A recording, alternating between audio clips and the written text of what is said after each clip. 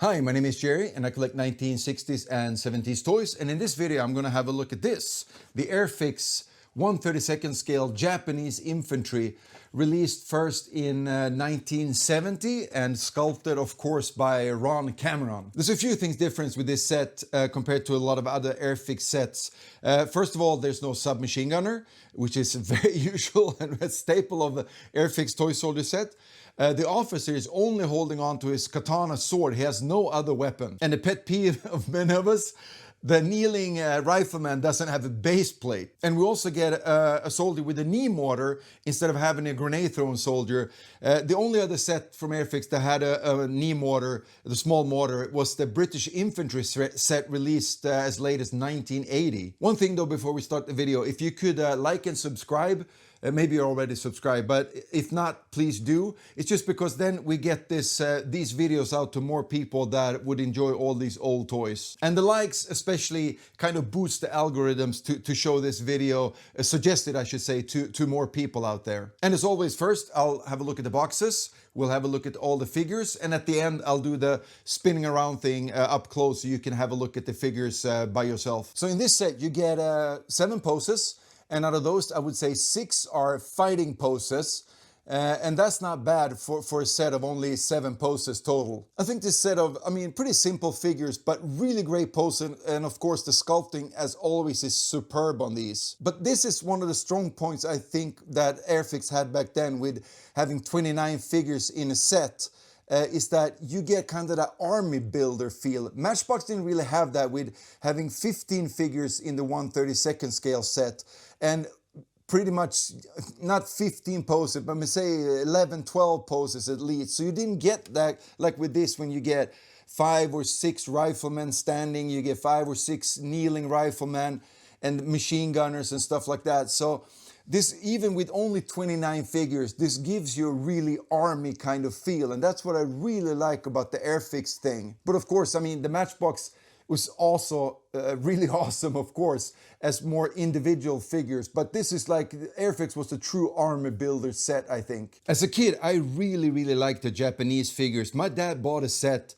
I must have been 6 years old. There's actually a photograph of us in the kitchen in our apartment painting these Japanese soldiers. So they're being really close to my heart because it was the first set of toy soldiers I think I actually even ever saw. So first, let's have a look at the boxes. In 1970, this set was first released, a brown box with this logo on it.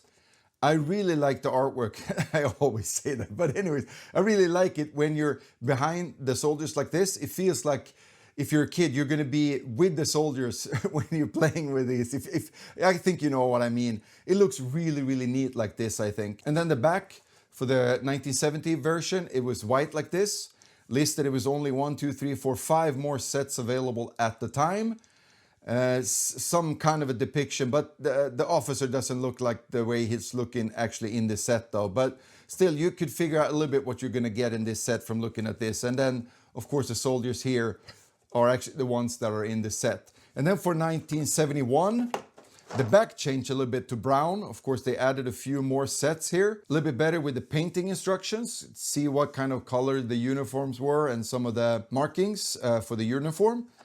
Really cool. And then, of course, the Target box, 1973. Oh, I should say that this was also available in the 1972 box with the round logo, but I don't have that one. I figure I had enough Japanese sets with 4 of them and a bunch of loose ones. But anyways, so this one changed. New artwork on this one.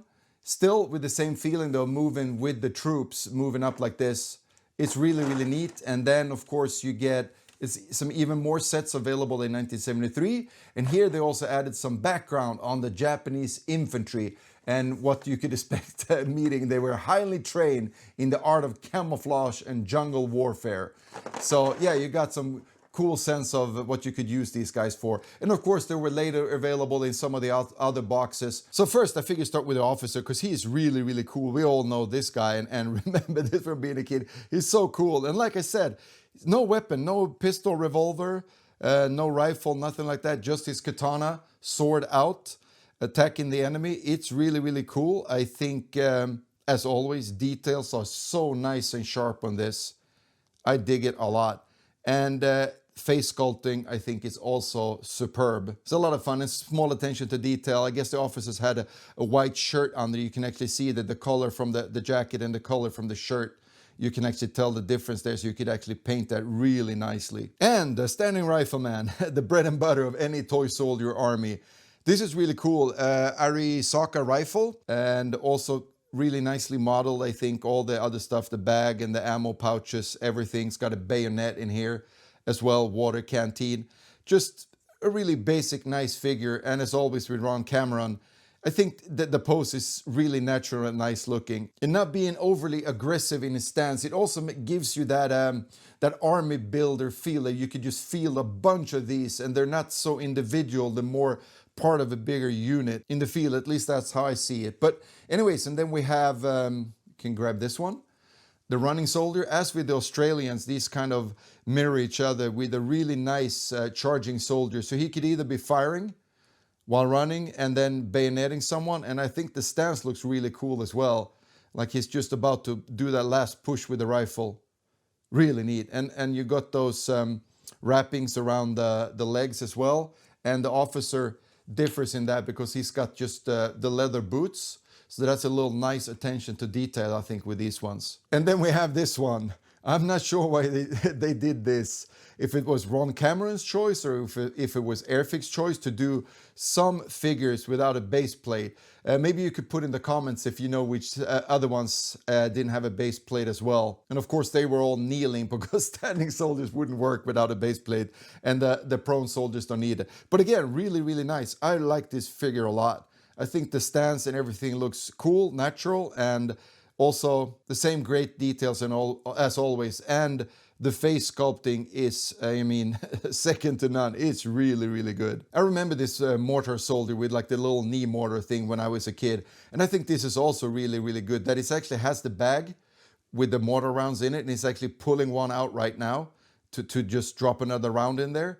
It looks really cool. And this kind of stood out and was a lot of fun. And I wish there'd been more stuff like this. Of course, you have for the Brits, the infantry support group, but Airfix didn't have that much support weapons ever made, so that was one thing that we're kind of lacking compared to, let's say, Matchbox. But this is a nice little figure, and like some grenade throwing soldiers don't have their rifle slung, but he actually has his rifle slung, and I think that little extra attention to detail is really nice. The marching, standing soldier, whatever you want to call him, as with Australians, I think this one is really good as well, because like I said, with those, you could have this as a guard, as a post, or you can actually have them walking down some jungle trail, marching together with each other. I think the stance is just, you know, perfect for what you say, depicting both scenarios if you want, but you know what I'm talking about. I think it's a really, really good little figure. And then the last one, the force multiplier, the light machine gun, really neat. This is also a little bit of a you know, difference. He's the only one that has those little flaps from the cap down. I'm not sure if that's for camouflage or if it's sun protection for your neck, but also a very great little figure. And I figure the machine gun should be the Type 11, because the other ones, the later ones, I think they're called the 89s, right? They had a top loading magazine, but this one has that weird little system with what's it called, a hopper that you can feed 5 round clips into, and it takes 6 of those clips, so you get 30 rounds in here. And I guess that meant you can actually reload them when it was not all the way empty.